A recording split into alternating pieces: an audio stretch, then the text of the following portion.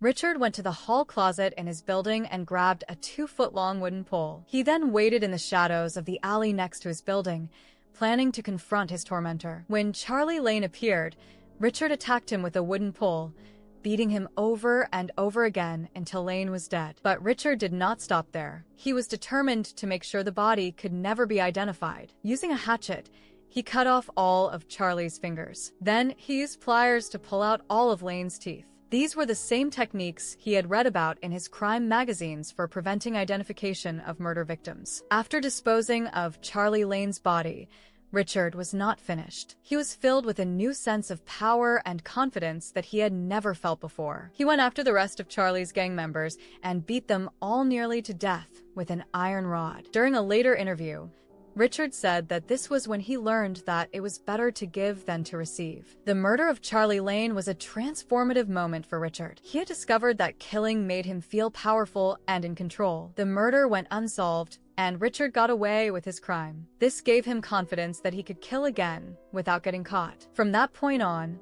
violence became Richard's solution to any problem or conflict in his life. After dropping out of school and committing his first murder, Richard Kuklinski began his life as a career criminal. During his teenage years, he was involved in various illegal activities. He became skilled at stealing cars when he was just 13 years old, and he used these skills to make money. He also began committing burglaries and other thefts to support himself. Richard grew into a physically imposing young man. By the time he reached adulthood, he stood 6 feet 5 inches tall and weighed nearly 300 pounds. His enormous size, combined with his violent temper, made him a feared figure in his neighborhood. People who knew him described him as having hands and shoulders that were unusually large, even for someone of his size. During his late teenage years and early 20s, Richard began working as a pool shark in Manhattan. He would frustrate pool games, cheating other players out of their money. But Richard's short fuse and violent nature often got him into trouble. If someone accused him of cheating or tried to cheat him,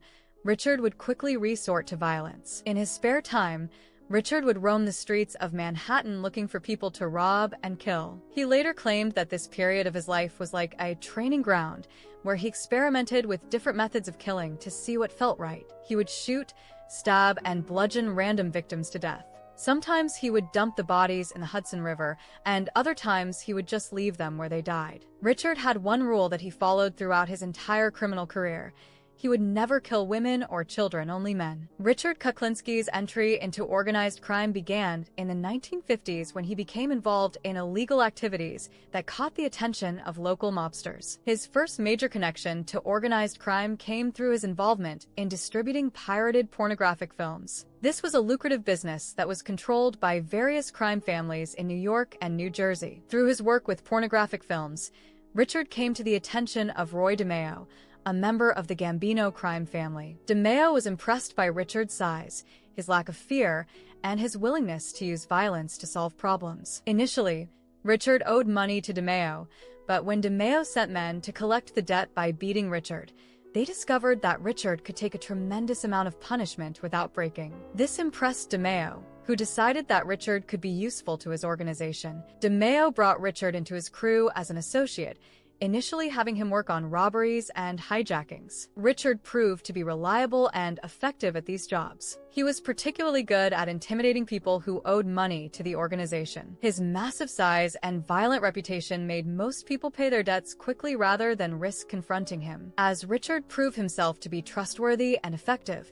DeMeo began giving him more important assignments. Eventually, DeMeo started using Richard as an enforcer and, ultimately, as a contract killer. This marked the beginning of Richard's career as a professional hitman for organized crime families. In 1961, despite his growing involvement in criminal activities, Richard Kuklinski met and became obsessed with a young woman named Barbara Petrosai. Barbara was just 18 years old and fresh out of high school when she met Richard, who was 7 years older and already married. She was working as a secretary at a trucking company in New Jersey, and Richard had a job at the loading dock. Richard pursued Barbara with an intensity that bordered on obsession. After their first date, he showered her with flowers and gifts. He would wait for her after work every evening with more flowers. Barbara later said that he was obsessed with me and that he would tell her over and over again that he loved her. However, Barbara was not sure she wanted to commit to a relationship with Richard. One day,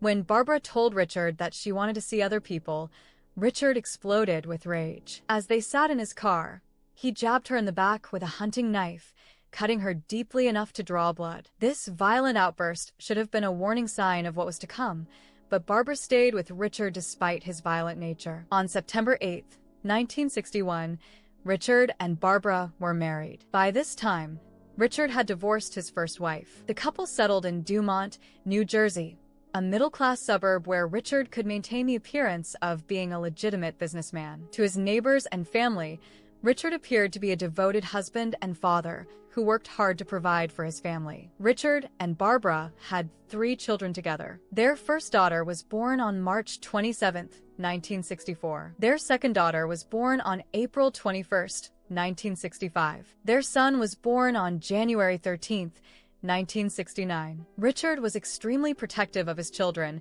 and made sure they attended prestigious private Catholic schools. He wanted them to have all the opportunities that he had never had as a child. To the outside world, the Kuklinski family appeared to be living the American dream. They lived in a nice house in a good neighborhood. Richard always had plenty of money to spend on his family. Each Christmas, the Kuklinski home was decorated with colorful lights, and each summer they hosted neighborhood block parties. Richard was remembered by hospital staff as an affectionate father who was extremely kind to children during his daughter's medical stays at children's hospitals. However, behind closed doors, Richard was a violent and controlling husband. He frequently beat Barbara, breaking her nose on multiple occasions. He controlled every aspect of his family's life, and his wife and children lived in fear of his explosive temper. Barbara later said that she always knew something was wrong with Richard, but she had no idea about the extent of his criminal activities. She said that after his arrest, when detectives told her what he was accused of, everything suddenly made sense. All of a sudden it was like, "I knew that," Barbara remarked. "I knew he was a murderer." Richard was able to maintain this double life because he was extremely compartmentalized in his thinking. He could come home from torturing and killing someone and immediately switch into the role of a loving father, helping his children with their homework or fixing their toys. His family never suspected that the man who tucked them into bed at night was the same person who had spent the day committing brutal murders. Richard Kuklinski became known for the variety and brutality of his murder methods. Over the course of his career, he used an extensive arsenal of weapons and techniques to kill his victims. His arsenal included firearms of various types, some equipped with silencers to muffle the sound of gunshots. He used ice picks, which became one of his signature weapons because they left small wounds that were easy to miss during a quick examination of a body. He also used knives of different sizes, hand grenades, crossbows, chainsaws, and even a bomb attached to a remote-controlled toy car. However, Richard's favorite method of killing was poisoning, particularly with cyanide. He learned about cyanide poisoning from Robert Pronge, a fellow contract killer who used the alias Mr. Softy because he operated an ice cream truck as cover for his criminal activities. Pronge had been a Special Forces veteran who had training in the use of explosives and poisons. He taught Richard how to use cyanide effectively to kill victims. Richard preferred to use cyanide in a spray bottle that he would spray directly into his victim's face. Cyanide poisoning is an extremely painful way to die. The poison interferes with the body's ability to use oxygen at the cellular level, causing the victim to suffocate as their cells starve for oxygen. When ingested or absorbed through the skin, cyanide causes a burning sensation in the mouth and throat, and the victim quickly becomes dizzy and disoriented before dying in agony. Richard liked using cyanide because it was difficult for medical examiners to detect during autopsies, especially if significant time had passed since the death. In the 1970s and 1980s, cyanide testing was not routinely performed during autopsies unless there was a specific reason to suspect poisoning. This allowed Richard to kill people with cyanide and have their deaths attributed to natural causes or unknown factors. When Richard wanted to make his victims suffer, he would use more elaborate torture methods. He sometimes beat people to death with his bare hands or with blunt instruments like hammers or clubs. He was known to tie victims up in remote locations and let them die slowly from exposure or dehydration. In one particularly horrific case, he claimed to have tied a victim up in a cave and allowed rats to eat the person alive. However, many of Richard's more extreme claims have never been verified and may have been exaggerations designed to enhance his reputation as a killer. One of the methods that gave Richard his nickname, the Iceman, was his practice of freezing victims' bodies to confuse investigators about the time of death. He would store bodies in large freezers for weeks, months, or even years before disposing of them. The freezing process would preserve the bodies and make it impossible for medical examiners to determine when the person had actually died. This technique helped Richard create alibis for himself and throw off police investigations. Richard learned this freezing technique from Robert Pronge, who had access to industrial freezers. Richard later claimed that he once stored a body in the freezer of a Mr. Softy ice cream truck for over 2 years. When the body was finally discovered, the ice crystals in the tissues were detected during the autopsy, leading investigators to realize that the victim had been frozen. Richard Kuklinski's most significant relationship in organized crime was with Roy DeMeo, a member of the Gambino crime family who ran a crew of killers in Brooklyn. DeMeo was born on September 7, 1940, and had grown up in a working-class Italian immigrant family. He had started as a loan shark and gradually worked his way up in the mob hierarchy. By the time Richard began working with him, DeMeo was running a sophisticated criminal organization that was involved in car theft, murder, and various other illegal activities. DeMeo's crew became notorious for the large number of murders they committed and for the brutal way they disposed of bodies using a technique that became known as the Gemini method. This method involved luring victims to an apartment next to DeMeo's Gemini Lounge bar,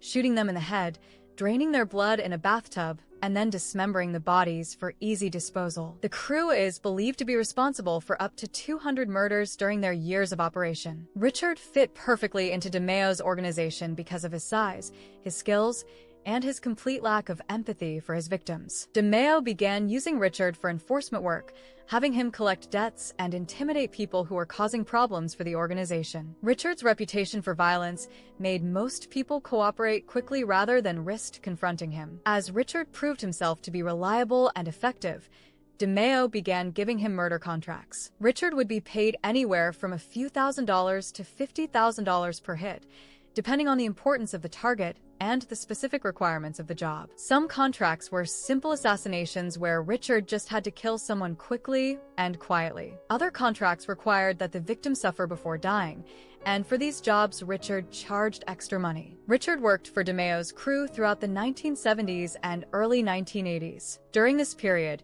he committed numerous murders for the organization. He traveled all over the United States and even to other countries to carry out contracts. Some of his victims were members of rival crime families. Others were people who had stolen money from DeMeo's organization or who had become informants for law enforcement. The relationship between Richard and DeMeo was purely business. Neither man trusted the other completely, but they worked well together because they were both completely ruthless and efficient killers. DeMeo appreciated Richard's professionalism and his ability to carry out contracts without leaving evidence that could be traced back to the organization. Richard appreciated the steady income and the protection that came with being part of DeMeo's crew. However, the partnership came to an end in the early 1980s when DeMeo himself became a target. Paul Castellano, the boss of the Gambino crime family, had become concerned about the attention that DeMeo's crew was attracting from law enforcement. The FBI had begun investigating the crew's activities, and Castellano worried that DeMeo had become too much of a liability. In January 1983, DeMeo was found shot to death in the trunk of his car. While the exact details of his murder remain unknown, Richard later claimed that he had been the one who killed DeMeo, though this claim has never been verified. While Richard Kuklinski claimed to have killed hundreds of people, he was only convicted of 5 murders for which there was sufficient evidence to prove his guilt in court. These 5 murders provide the clearest picture of Richard's methods and motivations as a killer. The first confirmed murder was that of George Maliband, a 300-pound wheeler dealer who was involved in various illegal activities. On January 30th, 1980, Maliband arranged to meet with Richard to purchase videotapes. This was part of Richard's side business of selling pirated pornographic films. Maliband came to the meeting carrying cash to pay for the tapes, but instead of completing the transaction, Richard shot him 5 times and stole his money. After killing Maliband, Richard stuffed his body into a 55-gallon drum and dumped it where it would eventually be found by police. This murder was typical of many of Richard's crimes. He would lure victims to meetings with the promise of legitimate business deals, then kill them and take their money. The Maliband murder showed Richard's method of using his legitimate businesses as cover for his criminal activities. Louis Mosquet was a 50-year-old businessman from Pennsylvania who also came to Richard looking to purchase videotapes. Like Maliband, Mosquet was carrying a significant amount of cash when he met with Richard. Also like Maliband, Mosquet ended up dead instead of completing his purchase. However, the Mosquet murder was different because Richard decided to use it as an experiment in body preservation. After killing Mosquet, Richard stored his body in an industrial freezer for over 2 years. He wanted to see if freezing the body would successfully disguise the time of death and confuse investigators. In September 1983, Richard finally disposed of Mosquet's body, wrapping it in plastic bags and dumping it in a wooded area of Rockland County, New York. When the body was discovered by a cyclist, it appeared to be relatively fresh despite having been missing for over 2 years. During the autopsy, the medical examiner found ice crystals in Mosquet's heart and other tissues, proving that the body had been frozen. This discovery led investigators to realize that they were dealing with a killer who was using sophisticated methods to cover his tracks. The freezing of Mosquet's body is what earned Richard his nickname, the Iceman. Paul Hoffman was murdered by Richard in 1981, but the specific details of this case are less well documented than the others. Like the other victims, Hoffman was involved in some kind of business deal with Richard that went wrong. Richard later confessed to killing Hoffman, but charges in this case were eventually dropped. The Hoffman murder shows that Richard was actively killing people during this period and that he was comfortable using lethal violence to solve business disputes. The murders of Gary Smith and Daniel Deppner were connected because both men were members of Richard's car theft ring. Smith and Deppner were involved in stealing cars that were then sold for profit. However,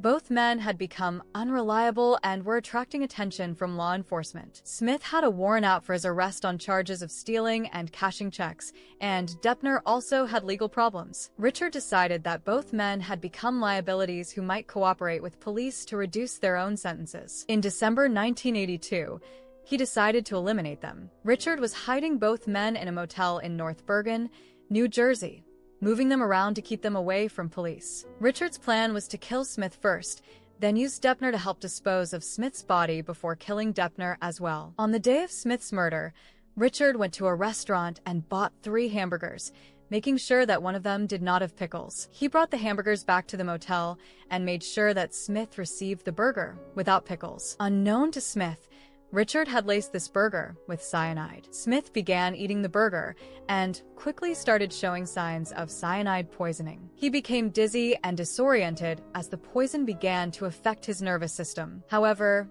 the cyanide was not killing Smith quickly enough for Richard's liking. Richard ordered Deppner to strangle Smith with a lamp cord to finish him off. After Smith was dead, they placed his body under the mattress of the motel room bed. The cleaning staff discovered Smith's body the next day and called police. Richard had planned to have Deppner's wife come to the motel with her car so they could move Smith's body, but she never showed up, forcing them to leave the body behind. About 2 months later, in February 1983, Richard decided it was time to eliminate Deppner as well. Richard invited Deppner to have a meal with him, offering him a free sandwich. Like Smith's hamburger, this sandwich was laced with cyanide. Deppner ate the sandwich and began suffering from cyanide poisoning. To finish him off quickly, Richard shot him in the head with a .22 caliber pistol equipped with a silencer. Deppner's body was discovered in May 1983 in a wooded area. By this time, the body was too decomposed for medical examiners to detect the cyanide, but they could determine that he had been shot. The murders of Smith and Deppner showed Richard's willingness to kill people who had worked with him if he felt they posed a threat to his freedom. One of the most important relationships in Richard's criminal career was with Robert Pronge, a fellow contract killer who used the alias Mr. Softy. Pronge was a former Special Forces veteran who had received training in explosives and poisons during his military service. After leaving the army, he had become a contract killer who used a Mr. Softy ice cream truck as his cover. Richard first met Pronge by chance when they were both stalking the same target. They quickly realized that they were both professional killers and decided to share information and techniques. Pronge taught Richard many of the methods that would become his trademarks, including the use of cyanide poison and the technique of freezing bodies to disguise the time of death. Prangay's ice cream truck was a brilliant cover for surveillance work. He could drive through neighborhoods and park anywhere without attracting suspicion. Children and parents would approach his truck to buy ice cream,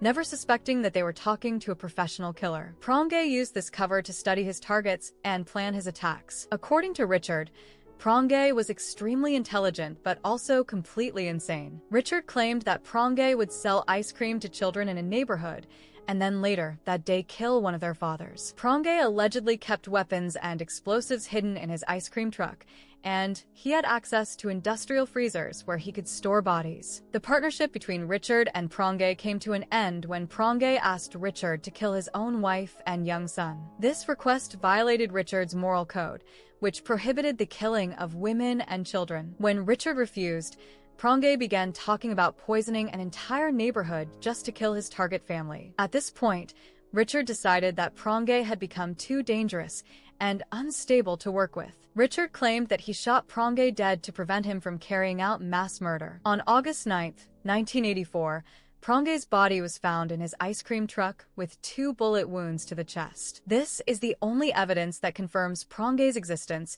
and his possible connection to Richard. At the time of his death, Prangay was actually on trial in New Jersey for blowing up his ex-wife's house and making terrorist threats against his ex-wife and son, which supports Richard's claims about Prangay's instability. One of Richard's most controversial alleged victims was Detective Peter Calabro of the New York Police Department. On March 14, 1980, Calabro was driving home from work through Saddle River, New Jersey, when he was ambushed and killed. The 36-year-old detective was shot twice in the head with a shotgun as he sat in his Honda Civic. For over 20 years, Calabro's murder remained unsolved. Then, in 2003, Richard confessed to the killing during one of his prison interviews. Richard claimed that he had been hired to kill Calabro by Salvatore "Sammy the Bull" Gravano, a high-ranking member of the Gambino crime family. According to Richard, Gravano had provided him with a shotgun and had helped him track Calabro using walkie-talkies. Richard said that he and Gravano had waited for hours in the cold, snowy weather for Calabro's car to pass by. When the detective finally appeared, Richard shot him through the driver's side window of his car. Richard claimed that he did not know Calabro was a police officer at the time, but said he would have killed him anyway. Gravano was eventually charged in connection with Calabro's murder, but his lawyer denied that his client had any involvement in the crime. The case highlighted the difficulty of prosecuting crimes based solely on Richard's confessions, since he had a tendency to exaggerate his role in various crimes and sometimes made claims that could not be verified. One of Richard's most famous claims was that he had participated in the murder of Jimmy Hoffa, the president of the International Brotherhood of Teamsters, who disappeared on July 30, 1975. Hoffa's disappearance remains one of America's most famous unsolved mysteries, and over the years, numerous people have claimed to know what happened to him. Richard claimed that he had been hired to kill Hoffa and that he knew where the body was disposed of. According to Richard, Hoffa was killed and his body was transported from Michigan to New Jersey, where it was placed in a 50-gallon drum and set on fire. However, law enforcement officials and organized crime experts have expressed skepticism about Richard's claims regarding Hoffa. The problem with Richard's Hoffa claims is that they cannot be verified and they contradict other evidence about the case. Richard had a tendency to insert himself into famous crimes, possibly to enhance his reputation or to gain attention from the media. Many law enforcement officials believe that Richard's claims about killing Hoffa were fabrications designed to make himself seem more important than he actually was. The Hoffa case remains officially unsolved, and while it is possible that Richard was involved in some way, there is no credible evidence to support his specific claims about the murder and disposal of Hoffa's body. One of the most significant crimes that Richard claimed to have participated in was the murder of Paul Castellano, the boss of the Gambino crime family. On December 16,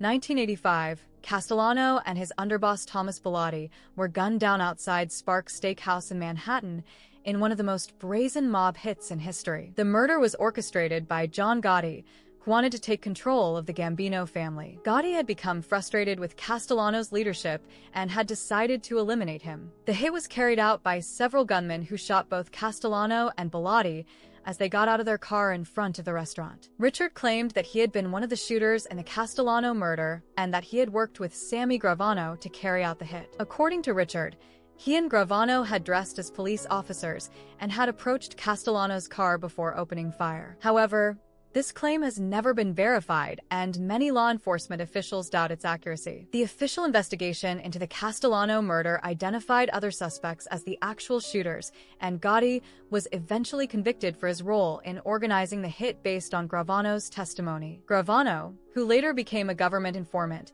never mentioned Richard as being involved in the Castellano murder during his extensive cooperation with law enforcement. Like many of Richard's claims about high-profile crimes, his alleged involvement in the Castellano murder appears to be an exaggeration or fabrication designed to enhance his reputation as a killer. By the mid-1980s, law enforcement agencies had begun to focus on Richard as a suspect in several unsolved murders. The New Jersey Attorney General's Office and the Bureau of Alcohol, Tobacco, and Firearms launched a joint investigation into Richard's activities. The investigation was led by Deputy Attorney General Robert Carroll and involved multiple agencies working together to build a case against Richard. The breakthrough in the case came when investigators decided to launch an undercover operation to gather evidence against Richard. The operation was designed and carried out by ATF Special Agent Dominic Polifrone, who went undercover using the identity Dominic Provenzano. Polifrone posed as a drug dealer and career criminal who was looking to do business with Richard. The undercover operation began in March 1985 when Polifrone started hanging around a location known as the Store, where Richard was known to visit from time to time. The Store was a front business that sold coffee and stolen goods, and it was where Richard had first met many of his victims. For over a year and a half, Polifrone kept returning to the Store, hoping to make contact with Richard. The operation was extremely dangerous for Polifrone because Richard was known to kill people he did business with. Richard's method was to establish business relationships with people, gain their trust, and then kill them and steal their money. Polifrone knew that by making contact with Richard, he was putting himself at risk of becoming another victim. In September 1986, Polifrone finally got his chance when Richard approached him about obtaining pure cyanide. Richard needed cyanide for a contract he was planning to carry out, and he had heard that Polifrone might be able to supply it. This was exactly the opportunity that law enforcement had been waiting for. Over the following months, Polifrone met with Richard multiple times, always wearing a hidden recording device to capture their conversations. During these meetings, Richard freely discussed his methods of killing, his past crimes, and his plans for future murders. He boasted about using cyanide to poison victims and described how he had frozen bodies to confuse investigators about the time of death. Richard trusted Polifrone enough to reveal detailed information about several of his murders. He described how he had killed George Maliband, Louis Mosque, and others. He explained his techniques for disposing of bodies and avoiding detection by law enforcement. These recorded conversations provided the evidence that prosecutors needed to build a strong case against Richard. The final phase of the undercover operation involved setting up a scenario where Richard would attempt to commit murder while under surveillance. Polifrone told Richard about a wealthy drug dealer who could be robbed and killed, and Richard eagerly agreed to participate in the scheme. The plan was for Richard to use cyanide to poison the supposed drug dealer, then steal his money and cocaine. On December 17, 1986, Richard met with Polifrone at a highway rest stop to receive sandwiches and a vial of cyanide that they would use to kill their target. Richard was carrying the cyanide and was planning to poison the drug dealer when law enforcement moved in to arrest him. He was taken into custody without incident, ending an 18-month undercover investigation that had provided investigators with extensive evidence of his crimes. Richard Kuklinski was arrested on December 17, 1986, at the age of 51. The arrest took place at a roadblock just 1 block from his home in Dumont, New Jersey, after he had obtained cyanide from the undercover agent. When police searched Richard at the time of his arrest, they found the vial of cyanide that he had planned to use to kill his next victim. The arrest was the culmination of years of investigation and months of undercover work. Richard was initially held on a bail of $2 million. The charges against him included 5 counts of murder, conspiracy, and weapons violations. The prosecution was led by Deputy Attorney General Robert Carroll, who had been working on the case for years. Richard's arrest came as a complete shock to his family and neighbors in Dumont. To them,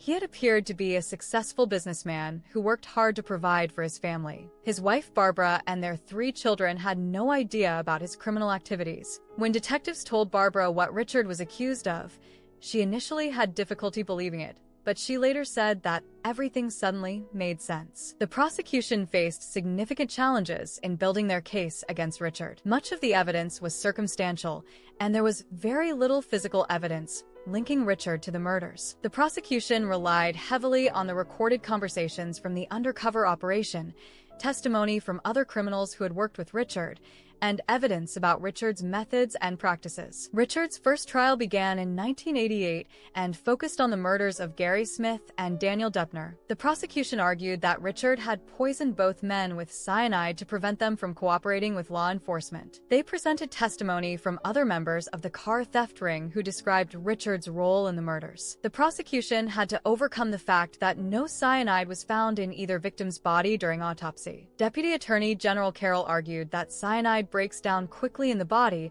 and that the inability to detect it long after the killings was not surprising. He pointed to the fact that both victims had undigested food in their stomachs, supporting the theory that they had died soon after eating. The defense argued that there was no physical evidence linking Richard to the murders and that his confessions to the undercover agent were just boasting meant to make him appear tough. They suggested that other members of the theft ring were actually responsible for the killings. After deliberating for several hours, the jury found Richard guilty of murder. In March 1988, he was sentenced to life in prison without the possibility of parole. This sentence meant that Richard would be eligible for parole only when he reached the age of 111. Richard was subsequently tried and convicted for the murders of George Maliband and Louis Mosquet. He ultimately received multiple life sentences for these crimes. In 2003, he received an additional 30-year sentence after pleading guilty to the murder of Detective Peter Calabro. After his conviction, Richard was incarcerated at Trenton State Prison in New Jersey. Despite being behind bars for the rest of his life,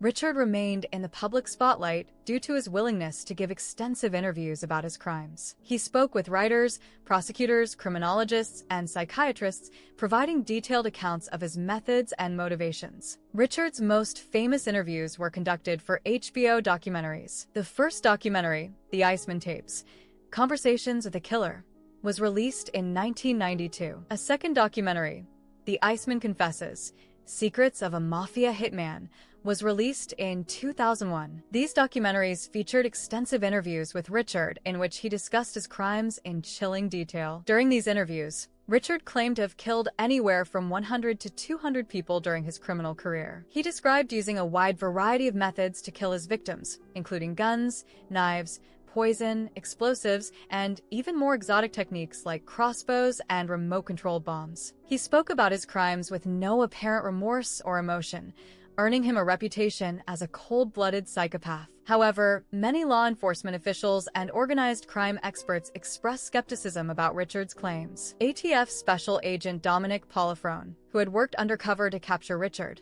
said in 2020, "I don't believe he killed 200 people. I don't believe he killed 100 people. I'll go as high as 15, maybe." The problem was that Richard had a tendency to exaggerate his crimes and to claim responsibility for murders that he had not actually committed. Despite the doubts about the extent of his crimes, Richard's interviews provided valuable insights into the mind of a professional killer. Psychologists and criminologists studied his case to better understand the psychology of serial killers and contract killers. Richard was diagnosed with antisocial personality disorder and was considered to be a psychopath based on his lack of empathy, his manipulative behavior, and his complete absence of remorse for his crimes. Richard spent his prison years writing letters, giving interviews, and occasionally providing information to law enforcement about unsolved cases. He maintained his claim that he had killed far more people than he had been convicted for, but he was never able to provide sufficient evidence to support these claims. Richard Kuklinski died on March 5,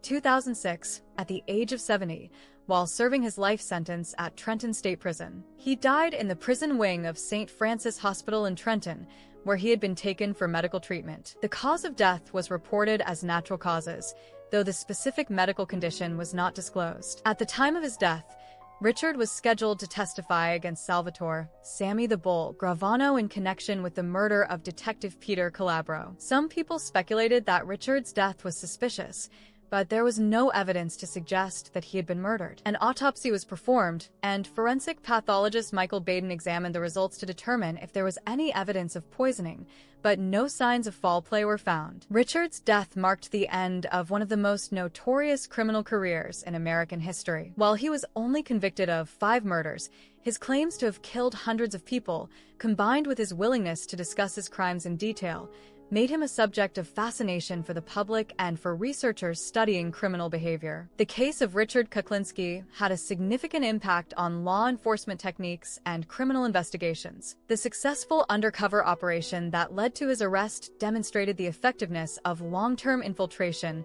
of criminal organizations. The techniques used to catch Richard were later applied to other cases involving organized crime and contract killers. Richard's story also highlighted the importance of forensic science in criminal investigations. The discovery of ice crystals in Louis Masquet's body tissues was crucial evidence that led investigators to understand Richard's method of freezing bodies. This case contributed to advances in forensic pathology and helped investigators better understand how to detect evidence of body preservation techniques. The psychological aspects of Richard's case continue to be studied by researchers interested in understanding the minds of serial killers and psychopaths. His ability to maintain a seemingly normal family life while committing brutal murders raised questions about the nature of psychopathy and how such individuals are able to compartmentalize their behavior. Richard's story has been the subject of numerous books, documentaries, and films. The 2012 movie The Iceman, starring Michael Shannon as Richard and Winona Ryder as Barbara, brought his story to a wider audience. However, the film took significant liberties with the facts of the case and portrayed a more sympathetic version of Richard's family life than what actually occurred. Richard Kuklinski's case provides a compelling study in criminal psychology and the development of psychopathic behavior. Mental health professionals who examined Richard identified several key factors that contributed to his development as a killer. The severe abuse Richard suffered as a child was clearly a major factor in shaping his personality and behavior. The constant violence from his father, the emotional neglect from his mother, and the traumatic experience of witnessing his brother's murder created a foundation for antisocial behavior. Research consistently shows that adverse childhood experiences are strong predictors of later violent and criminal behavior. Richard exhibited classic traits of antisocial personality disorder and psychopathy. These traits included a complete lack of empathy for others, an inability to form genuine emotional connections, superficial charm that he used to manipulate people, and a total absence of remorse for his crimes. He was able to inflict extreme suffering on his victims without experiencing any emotional distress himself. One of the most striking aspects of Richard's psychology was his ability to compartmentalize his life. He could spend a day torturing and killing someone, then return home and interact normally with his family. This compartmentalization allowed him to maintain his double life for decades without arousing suspicion from those closest to him. Richard's early animal torture was another significant indicator of his developing psychopathy. The torture and killing of animals is recognized as one of the warning signs of potential serial killer behavior. Richard's progression from killing cats and dogs as a child to killing humans as a teenager follows a pattern that has been observed in many serial killers. The professional nature of Richard's killing also set him apart from many other types of murderers. While many serial killers are driven by psychological compulsions or sexual fantasies, Richard was primarily motivated by money and the practical benefits of eliminating people who posed threats to him. This made him what psychologists classify as an organized killer who was able to plan his crimes carefully and avoid detection for long periods. Richard's complete lack of remorse was perhaps his most chilling characteristic. Even when discussing the most brutal aspects of his crimes, he showed no emotional response. He spoke about killing people in the same matter-of-fact tone that someone might use to describe their job or hobby. This emotional flatness is a hallmark of psychopathy and suggests severe deficits in Richard's ability to experience normal human emotions. The Kuklinski case had several important impacts on the development of forensic science techniques. The discovery that Richard had been freezing bodies to disguise the time of death led to advances in understanding how environmental factors affect decomposition and the estimation of post-mortem interval. The case of Louis Masquet, whose body had been frozen for over 2 years, was particularly significant. When medical examiners found ice crystals in the victim's tissues, It opened up new areas of research into how freezing affects human remains. Forensic scientists began studying the microscopic changes that occur in frozen tissue and developing techniques to detect evidence of freezing even after bodies have been thawed. The case also highlighted the importance of toxicology testing in criminal investigations. Richard's use of cyanide to poison victims demonstrated the need for more comprehensive testing during autopsies. While cyanide can break down in the body over time, the knowledge that criminals were using poison led to improvements in toxicological analysis techniques. The investigation into Richard's crimes also contributed to the development of better surveillance and undercover techniques. The 18-month undercover operation that led to his arrest required careful planning and coordination between multiple law enforcement agencies. The success of this operation provided a model for future investigations into organized crime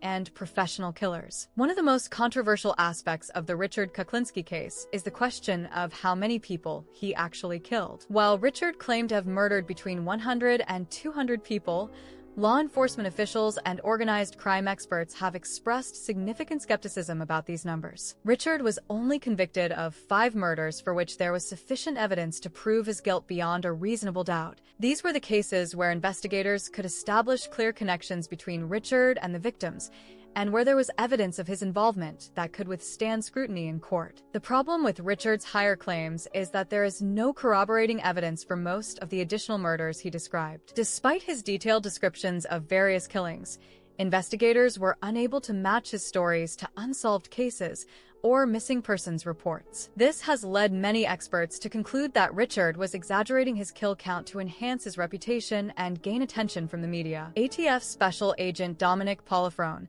who spent months working undercover with Richard, became convinced that Richard's claims were greatly exaggerated. Polifrone observed Richard's tendency to boast and his desire to appear more important and dangerous than he actually was. Based on his extensive interactions with Richard, Polifrone estimated that Richard had probably killed no more than 15 people. However, it is also possible that Richard was responsible for more murders than he was convicted for, even if the number was nowhere near his claimed 100 to 200. Richard operated as a contract killer for over 30 years, and it is likely that some of his victims were never found or were never connected to him. The nature of his work with organized crime families would have provided him with numerous opportunities to commit murder. The truth about Richard's actual victim count will probably never be known with certainty. What is clear is that he was a prolific and extremely dangerous killer who caused tremendous suffering during his criminal career, regardless of whether he killed 5 people or 50 people. While Richard claimed to have been a major figure in organized crime who worked for multiple crime families, the reality of his connections to the mob is more complicated. Richard certainly did work with organized crime figures, particularly Roy DeMeo and his crew, but many mobsters have denied knowing him or working with him. The problem with verifying Richard's mob connections is that organized crime members rarely admit to relationships with contract killers, even after those killers have been convicted. Admitting to hiring someone like Richard could expose them to murder charges, so they have strong incentives to deny any association with him. What is clear is that Richard did work with Roy DeMeo's crew in the Gambino crime family during the 1970s and early 1980s. DeMeo's crew was known for its involvement in car theft, murder, and various other criminal activities. Richard's involvement with his crew is well documented and provided him with opportunities to commit murder on behalf of organized crime. However, Richard's claims about working for other crime families and participating in high-profile mob hits are much more questionable. His alleged involvement in the murders of Paul Castellano and Jimmy Hoffa, for example, cannot be verified and appear to be fabrications designed to enhance his reputation. The reality is that Richard was probably a mid-level associate of organized crime rather than the major figure he claimed to be. He was useful to certain crews because of his skills and his willingness to kill, but he was not a made member of any crime family and was not privy to high-level decisions or major operations. This does not diminish the seriousness of his crimes or the danger he posed to society. Whether he was killing people for the mob or for his own purposes, Richard was an extremely dangerous individual who caused tremendous harm during his criminal career. The Richard Kuklinski case has captured public attention for decades, resulting in numerous books, documentaries, and films about his life and crimes. The HBO documentaries in particular made Richard a household name and helped establish his reputation as one of America's most notorious killers. The media attention surrounding Richard's case has been both beneficial and problematic. On one hand, the documentaries and books about his crimes have provided valuable educational material for law enforcement professionals and researchers studying criminal behavior. Richard's willingness to discuss his crimes in detail has given experts insights into the mind of a professional killer that would otherwise be unavailable. On the other hand, the media coverage has also contributed to the mythology surrounding Richard and has helped spread his exaggerated claims about his criminal activities. The dramatic nature of his stories and his chilling demeanor during interviews made for compelling television, but they also gave Richard a platform to promote his inflated reputation as a killer. The 2012 film The Iceman brought Richard's story to a wider audience, but took significant liberties with the facts of the case. The movie portrayed Richard's family life in a much more sympathetic light than the reality, downplaying the domestic violence and abuse that characterized his home life. This romanticized portrayal has contributed to misconceptions about Richard's character and behavior. The popularity of Richard's story in popular culture reflects society's fascination with serial killers and organized crime. However, it is important to remember that Richard was not a fictional character or an anti-hero, but a real person who caused tremendous suffering to his victims and their families. The media attention should not overshadow the very real human cost of his crimes. The Richard Kuklinski case provides several important lessons for law enforcement agencies investigating organized crime and contract killers. The successful undercover operation that led to Richard's arrest demonstrated the effectiveness of long-term infiltration techniques, but it also highlighted the dangers and challenges involved in such operations. One of the key lessons from the case is the importance of patience and persistence in investigating professional killers. Richard had been operating for decades before law enforcement was able to build a case against him. The investigation required years of work by multiple agencies and the willingness to commit significant resources to a long-term undercover operation. The case also demonstrated the value of using criminals' own words against them. The recorded conversations between Richard and the undercover agent provided crucial evidence that would have been difficult to obtain through other means. Richard's willingness to boast about his crimes during these conversations gave prosecutors the evidence they needed to secure convictions. Another important lesson is the need for comprehensive forensic analysis in murder investigations. The discovery of ice crystals in Louis Masquet's body tissues was crucial evidence that helped investigators understand Richard's methods and connect him to the crime. This case showed the importance of thorough autopsy procedures and toxicological testing. The case also highlighted the challenges of prosecuting crimes based on circumstantial evidence. While Richard was eventually convicted, the prosecution had to work hard to build their cases without extensive physical evidence linking him to the crimes. This required careful presentation of testimony from criminal associates and detailed analysis of Richard's methods and practices. While much attention has been focused on Richard Kuklinski as a criminal and the techniques used to catch him, it is important to remember the victims of his crimes and the impact his actions had on their families. Each of the people Richard killed had families and friends who were devastated by their loss. George Maliband, Louis Masquet, Paul Hoffman, Gary Smith, and Daniel Deppner were all real people with their own lives,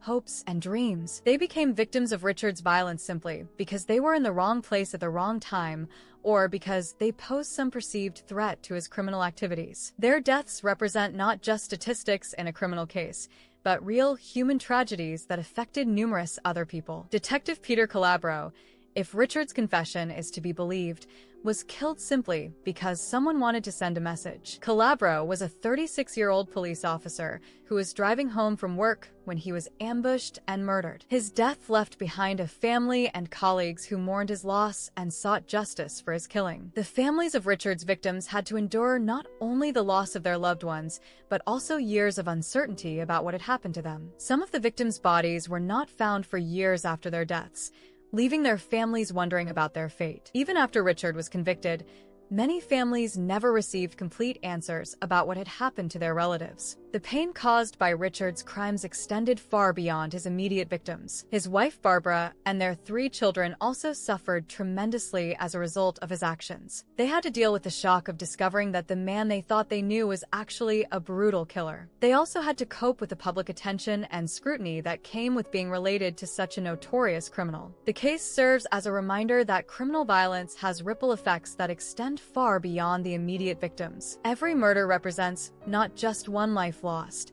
but multiple lives damaged by the aftermath of violence. This human cost should not be forgotten in discussions of Richard's crimes and their impact on society. The story of Richard Kuklinski represents one of the most chilling cases in American criminal history. From his brutal childhood in the Jersey City projects to his career as a professional killer, Richard's life was marked by violence, deception, and a complete absence of human empathy. While he was only convicted of 5 murders, his impact on law enforcement techniques, forensic science, and our understanding of criminal psychology extends far beyond those specific crimes. Richard's ability to maintain a double life for decades, appearing to be a devoted family man while secretly working as a contract killer, demonstrates the dangerous reality that the most dangerous criminals often hide in plain sight. His case serves as a reminder that evil can wear a normal face and that the people who cause the most harm in society are not always those who appear obviously dangerous. The investigation and prosecution of Richard Kuklinski required unprecedented cooperation between law enforcement agencies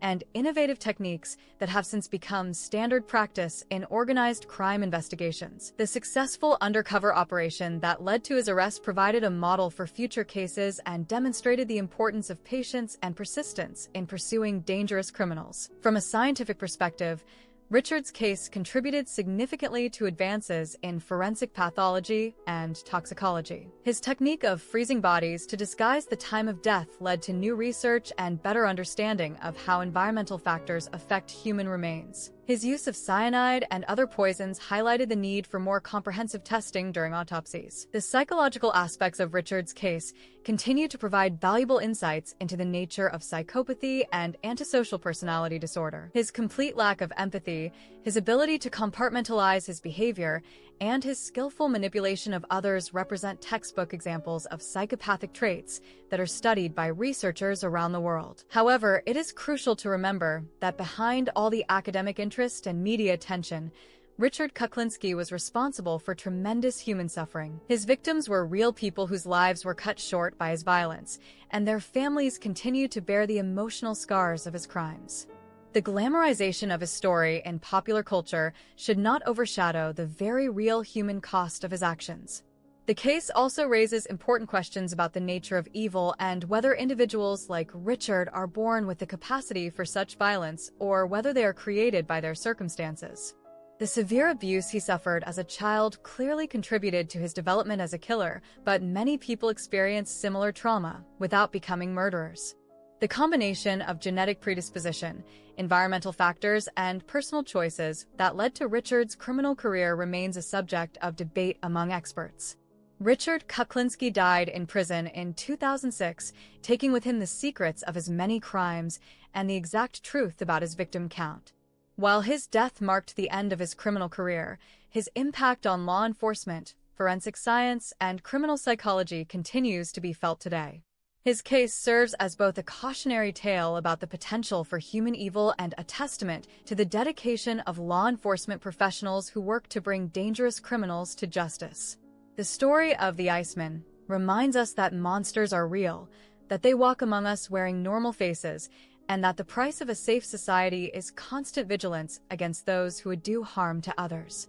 It also demonstrates that even the most cunning and dangerous criminals can eventually be caught through patient investigation, innovative techniques, and the courage of law enforcement officers willing to put themselves at risk to protect society.